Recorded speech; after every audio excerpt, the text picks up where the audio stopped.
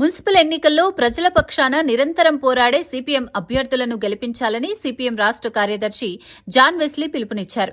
శనివారం భూదాన్ పోచంపల్లి మున్సిపాలిటీలోని 4వ వార్డులో సిపిఎం అభ్యర్థి వడ్డేపల్లి యాదగిరి గారి గెలుపును కాంక్షిస్తూ నిర్వహించిన ప్రచారం అనంతరం జరిగిన సభలో ఆయన మాట్లాడారు.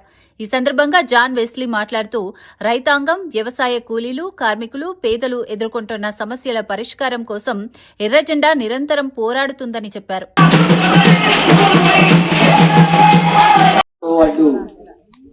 అభ్యర్థిగా మన యాదగిరి గారిని సిపిఎం పార్టీ తరఫున పోటీ పెట్టడం జరిగింది. ఆయన గుర్తు ఈ కొడవలి నక్షత్రం గుర్తు, ఎర్ర జెండా ముద్దుబిడ్డ. ఎర్ర జెండా అంటేనే పేదవాళ్ళ కోసం పోరాడేటటువంటి పార్టీ అది. అలాంటి పార్టీ తరఫున పోటీ చేయడం అనేటటువంటిదే కాదు, దానికి ఓటేయడం అనేటటువంటిది జరిగితే అది సరైనటువంటి ఓటు చైతన్యం ఉన్నట్టుగా, ఓటుకు ఉపయోగం జరిగినట్టుగా లెక్క. ఎందుకంటే ఇక్కడ మిగతా పార్టీలు కూడా పోటీ చేస్తున్నాయి. కాంగ్రెస్ పార్టీ పోటీ చేస్తుంది, ఇప్పుడు అధికారంలో ఉంది. బీఆర్ఎస్ పార్టీ పోటీ చేసింది, గతంలో అధికారంలో ఉంది. బీజేపీ వాళ్ళు కూడా పోటీ చేస్తున్నారు, ఇప్పుడు కేంద్రం అంతా కూడా వాళ్ళ చేతుల్లోనే ఉంది.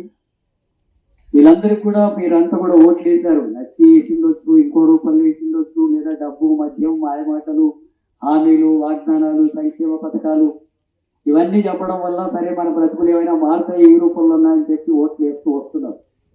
కానీ ఓట్లు వేస్తూ వస్తున్నప్పటికీ కూడా మన సమస్యలు ఏవి పరిష్కారం జరగడం లేదు.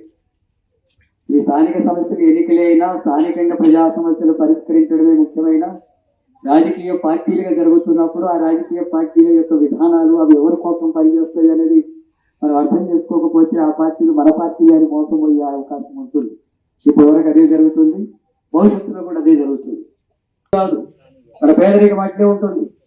ఈ దళిత వాడికి సంబంధించినటువంటి సమస్యలు కూడా పరిష్కారం అట్లే ఉంటుంది. వాళ్ళ పిల్లలకు ఉద్యోగాలు రాలేదు. మీరందరూ కష్టపడి పిల్లల్ని చదివిస్తున్నారు. మాలాగా కూలి పని చేయకూడదు, మట్టి పని చేయకూడదు, ఎట్టి పని చేయకూడదు. మా బిడ్డలైనా బాగా చదువుకొని ఉన్నతమైనటువంటి వాళ్ళై ఒక ఉద్యోగం చేసుకొని వాళ్ళు భార్య పిల్లలన్నా మంచిగా బ్రతుకుతే చాలు అనుకుంటున్నాం కదా. అట్లని కష్టపడి మీరు చదివిస్తున్నారు.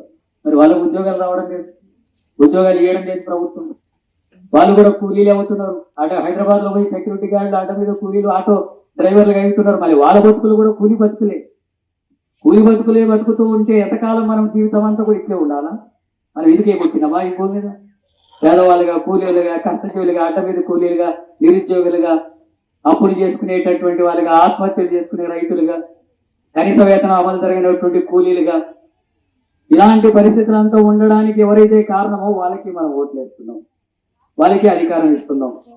మాయమాటలు చెప్పి వాళ్ళకు మోసం చేసే వాళ్ళకు, లంచాలు తీసుకునే వాళ్ళకు, అవినీతికి పాల్పడే వాళ్ళకు, నీతికి నిలబడనటువంటి వాళ్ళకు, మాట మీద నిలబడనటువంటి వాళ్ళకు, ప్రజలు దోచుకునేటటువంటి వాళ్ళకు, ప్రజలకు అండగా నిలబడనటువంటి వాళ్ళకు ఓట్లేసి అధికారం ఇచ్చి, అలాంటి పార్టీలకు అధికారం ఇచ్చి మన సమస్యలు పరిష్కారం కావాలని చెప్తే కావు.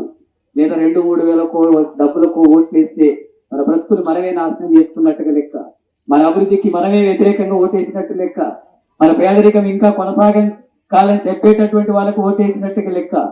పేదవాళ్ళను దోపిడీ చేసేటటువంటి ధనవంతులకు, తనకి వర్గాల కోసం పనిచేసేటటువంటి వాళ్ళకి ఓటు చేసి అధికారం